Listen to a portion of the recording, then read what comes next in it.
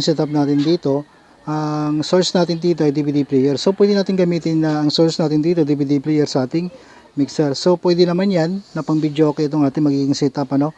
So mayroon tayong DVD player, mixer, ito, equalizer, crossover at saka dual amplifier. So dito idol, mabubukod na natin dito yung low at saka mid high natin dito kapag naka two way tayo. Dahil itong ating crossover dito, kapag naka two way tayo dito, two way stereo, magkakaroon ng output dito yung low at saka high lang, ano. Dual amplifier ang gagamitin natin dito, isang low at saka isang pang high natin o pang mid high. So connector na ginamit natin dito, 5 klase yung connector na ginamit natin dito. Ayan, itong isa, dalawa, tatlo, tapos itong dalawang klase para sa dual amplifier natin ang gagaling dito sa ating crossover. So ngayon idol, ang pagsisetup nito galing muna sa ating DVD player, mixer, equalizer, crossover at saka dual amplifier. So itong connector na gagamitin natin sa ating DVD player dito to mixer, dual mono TS sa dual male RCA. So itong idol, output ng ating audio output ng ating DVD player. Itong dilaw na to, ito yung papunta sa ating TV, ano, or monitor.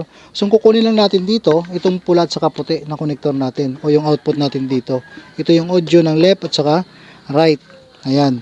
Tapos ito nga yung dual TS natin na 6.35, dito natin siya input sa 6 and 7. Ito yung mono input ng ating mixer, itong 6 and 7. So sa output ng ating mixer to equalizer, ito lang, dual mono TS sa dual XLR male. Output lang din tayo ulit dito sa ating left and right output ng ating mixer. Papunta ito ngayon sa input ng ating equalizer. So itong XLR na to, input sa channel 1 at saka input sa channel 2. So input natin ito sa channel 1, input sa channel 2. Ayan.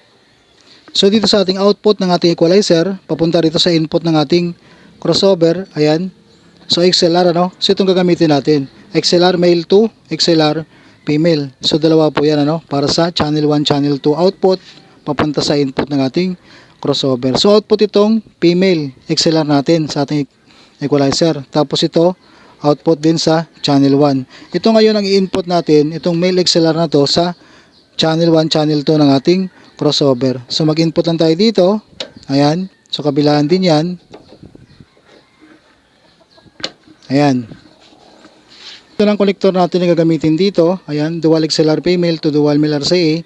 Itong isang connector para sa low, itong isa para sa high natin. So ito ngayon, itong connector na isa natin, out natin dito sa ating low output ng ating crossover.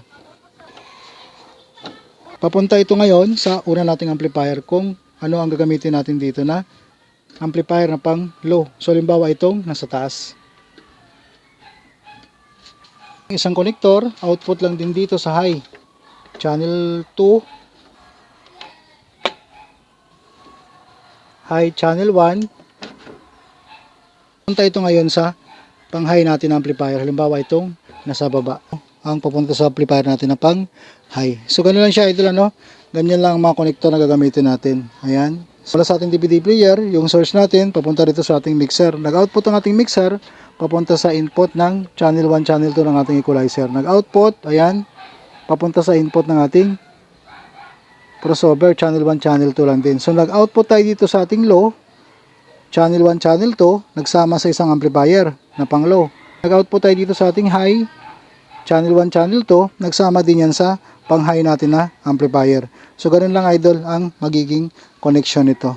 So kung gusto natin magdagdag pa ng source, halimbawa laptop, cellphone, lang kamuno dito, magkasama dito sa ating Bluetooth. So pwede tayo magamit dito channel 1 to channel 5. Pwede tayo mag-line input dito ng ating source, mapa-laptop man yan or cellphone, para bukod dito sa ating DVD player. So microphone input, channel 1 to channel 5, pwede tayo maggamit dyan ng microphone input.